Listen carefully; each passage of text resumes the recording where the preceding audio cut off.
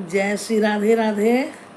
कृष्णा कृष्णा मेरे प्यारे भक्तों, आप सब कैसे हो? और मुझे पूर्ण उम्मीद है कि आप सब अच्छे होंगे। कल का वीडियो आपको कैसा लगा?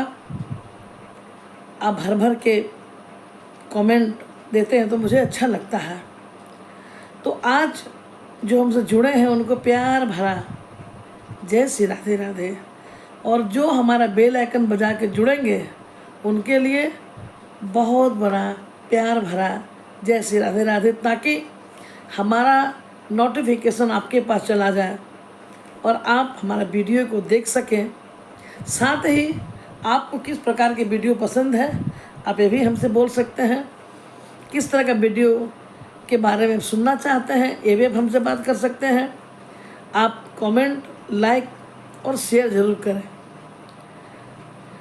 सबके शुभ मंगल कामना के बाद चलिए आज चलते हैं बहुत ही सुंदर एक प्रसंग की ओर। चीर हरण लीला। चीर लीला में आप सभी भागवत में कितना बार आप सुन चुके हैं, लेकिन फिर भी कभी कभी जब मैं लाइव आती हूँ तो कितने भक्त बड़ा अजीब सा प्रश्न करते हैं कि भगवान ने तो 16,000 विवाह किया, भगवान ने तो गोपियों के कपड़े चुराए और आप हमें समझाती हैं। तो बता दें कि पहली बात कि भगवान से तुलना न करें, और भगवान के बारे में इस तरह जो बोलते हैं वो नासमझ है। भगवान उन्हें क्षमा करें। और सबसे बड़ी बात कि भगवान की हर लीला में कुछ न कुछ संदेश छुपा रहता है। आपको समझने की बात है, अगर नहीं समझे तो आज मैं समझा रही हूँ। ब्रज की जितनी गोपियाँ हैं वो भगवान कृष्ण को पति के रूप में चाहती हैं। इतना उनसे प्रेम हो गया गोपियों को। भले अपने पति के घर से के साथ, अपने बच्चों के साथ वो घर पे रह रही है, लेकिन ये सब कृष्ण को बहुत चाहती हैं, अपने जान से भी ज़्यादा। तो ब्रज की जो कुमारियाँ हैं वो, आपको पता होगा कि कात्यायनी माता का मंदिर वृंदावन में है, जमुना जी के पास। ये कात्यायनी माता का मंदिर कैसे बना? ये जो ब्रज की गोपियाँ हैं, कुंवारियाँ, ये जाड़े के दिनों में प्रातः काल उठती और जमुना जी के पास ही बालू से ही वो माँ कात्यायनी का रूप बनाती, बालू से, और बना करके माँ कात्यायनी को कहती कि हे माँ, हमें कृष्ण पति रूप में मिल जाए। आप जानते हैं जगदम्बा मैया, पार्वती, गौरी, अष्टधारिणी, 9 दुर्गा, ये दयालु भी हैं। अगर ये महिषासुर मर्दनी है तो इतना कृपा निधान है, ये इतनी दयालु है कि माता को माता हो नहीं सकती, पुत्र को पुत्र भले हो जाए। हाँ मेरे प्यारे, इसलिए आज उस माता, और जितनी भी धरती पे हमारी माताएं हैं, आप हो, हम हो, जो भी माताएं हैं, उसके तुलना में आपके बच्चे कभी भी आगे नहीं हो सकते।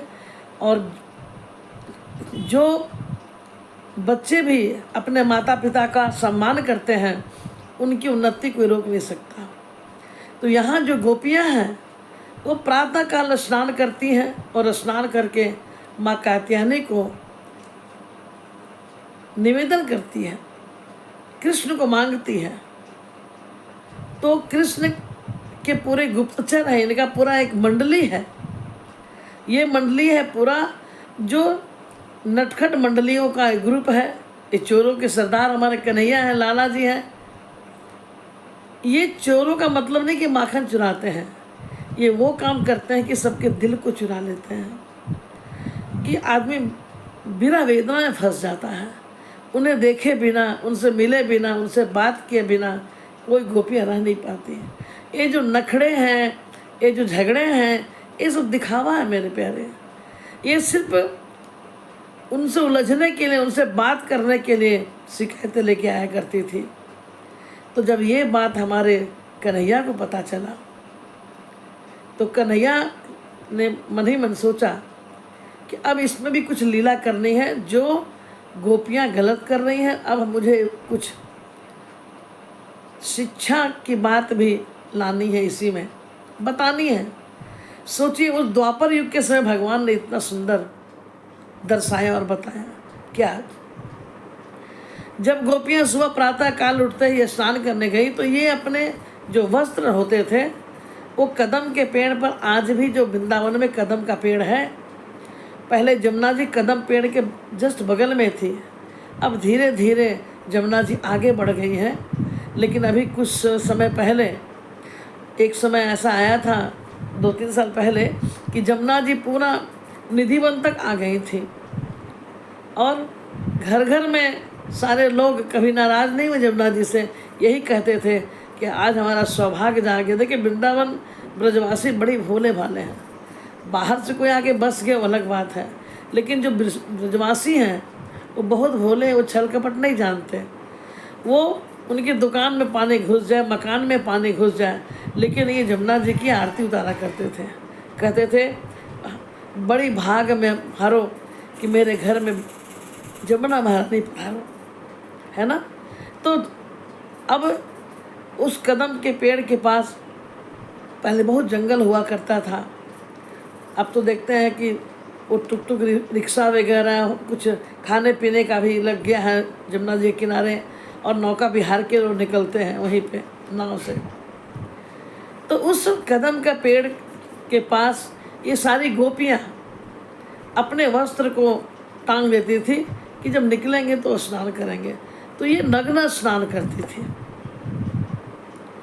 उन्होंने अच्छा एक चीज़ बताइए, 7 वर्ष की उम्र थी उस वक्त जब ये चीरहरण वाली बात बता रही हूँ, कपड़े चुराने वाली बात। उस वक्त आप अपने घर में देखिएगा 7 वर्ष के बालक या बालिका, अगर उसकी माता उनके साथ या पिता नंगा में स्नान करते हैं, उस बच्चे को किसी चीज़ पर कोई ध्यान नहीं जाता। लेकिन कैसे लोग कहते हैं कि कन्हैया वस्त्र चुराते थे या जो भी, तो मैं वही कह रही हूँ कि 7 साल का जो लड़का होता है या लड़की होती है उसे ऐसा कोई ज्ञान नहीं होता, वो तो अपनी माँ के साथ भी स्नान करता है जी। तो अब कन्हैया को लगा कि जितनी गोपियाँ हैं वो तो परब्रह्म हैं, वो सब जानते हैं, लेकिन मानव रूप में है तो उन्हें भी दिखाना पड़ता है। जब गोपियाँ जमुना जी में स्नान करने गई तब जाके हमारे लाला जो है अपने सखाओं के साथ उस डाल पर बैठ गए छिप के जहाँ तहाँ। और जब ये आभास हुआ गोपियों को कि लगता है कोई देख रहा है, अब आपस से बात करते कि लगता है कि कदम के झुरमुट में कोई कुछ आंखें दिखाई पड़ रही है। अब गोपियाँ लज्जित महसूस करती हैं कि निकलूँ तो बाहर कैसे निकलूँ, क्योंकि वस्त्र तो हमारे पेड़ के टहनियों में लटके हुए हैं, रखे हुए हैं। तो एक गोपी ने कहा कि कोई है क्या, तो कन्हैया ने कहा कि हाँ मैं ही हूँ।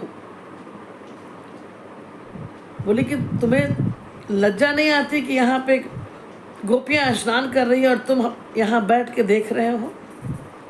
तो कन्हैया ने कहा ये बताओ कि तुम इस सुबह स्नान कर रही हो तो ठीक है आकर। और उसी वक्त कन्हैया ने सारे गोपियों, जितनी गोपियाँ थी, सबके वस्त्रों को चुरा लिया।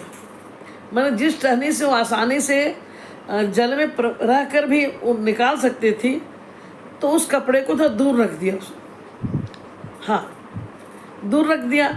अब गोपियाँ कहने लगी कि लाला तो मुझे दे दो, बहुत रिक्वेस्ट करने लग गई। कन्हैया मानते नहीं। तो कन्हैया ने कहा कि एक बार बताओ। गोपियाँ बोली कि आखिर तुम चाहते क्या हो, क्यों तंग कर रहे हो। तो कन्हैया ने कहा कि मैं क्या चाहूँगा, चाह तो तुम रही हो, स्नान कर रही हो। अगर ये बताओ कि ये स्नान करना क्या चाहती हो। तो गोपियाँ ने कहा कि पहले हमें वस्त्र दे दो। लाला ने कहा कि तुम वस्त्र आकर ले जाओ। गोपियाँ कही कि पागल हो, समझ में नहीं आती क्या? हम स्त्रियां हैं, तुम लड़के हो, और नग्न हालत में हम पानी के अंदर हैं तो हम बाहर कैसे निकलेंगे? कन्हैया ने कहा वही तो मैं कह रहा हूँ, अगर तुम्हें वस्त्र लेना है तो पानी के बाहर आना पड़ेगा।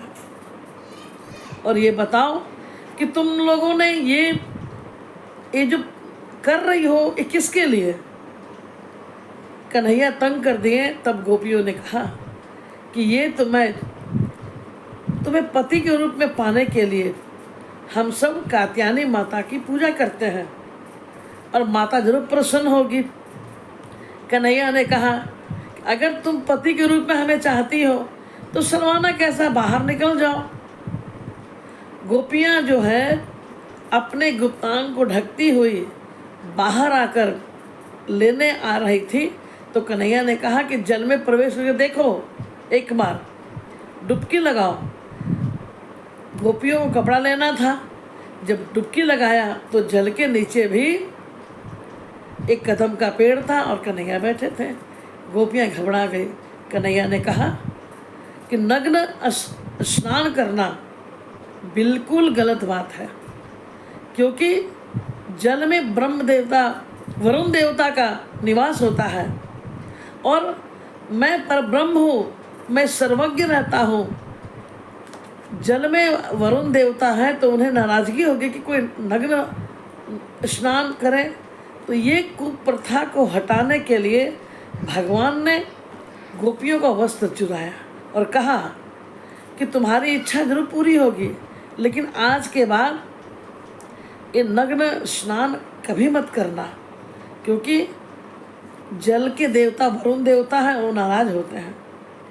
गोपियाँ निकली, उनको वस्त्र मिला और ये उस समय द्वापर युग में भगवान ने ये हमारे लिए, आपके लिए, हमारे बच्चों के लिए ये कहा, दर्शाया कि नग्न को स्नान करना व्यक्ति 2 बार, देखिए, एक जन्मता है तो स्नान करता है नंगा, और दूसरा जब इस धरती से वो जाता है तो उससे स्नान किया जाता है, लेकिन नंगा नहीं तो ढक के, लेकिन नग्न स्नान ही होता है।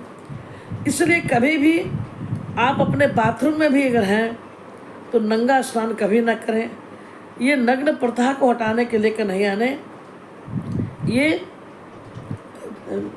चीर जो चुराए, जो कपड़े चुराने वाली जो सुंदर कथा का वर्णन मैं आपके सामने कर रही हूँ, ये इसलिए किया। और आपको पता है कि उसके बाद कन्हैया ने सबों को कहा कि जब महाराज होगा, पूर्णिमा, शरद पूर्णिमा का दिन रात्रि होगी, उस दिन भर तुम लोग तैयारी करना, सजना धजना, और सज कर पूर्णिमा की रात्रि को महाराज होगा, उसमें सबको आपके पति मिलेंगे कृष्ण रूप में। और आज भी वृंदावन में, निधि वन में नित्य महाराज होता है और होता रहेगा। मेरे प्यारे, ये सुंदर प्रसंग आपको कैसा लगा? अगर आपको और भी कुछ इस तरह का प्रसंग सुनना है भागवत जी से तो आप हमें लिख के दें, कमेंट करें और उसके बाद लाइक करें, शेयर करें, और ज़रूर लिखें कि आपको ये कैसा लगा और आगे क्या सुनना चाहते हैं। जय श्री राधे राधे, कृष्णा कृष्णा।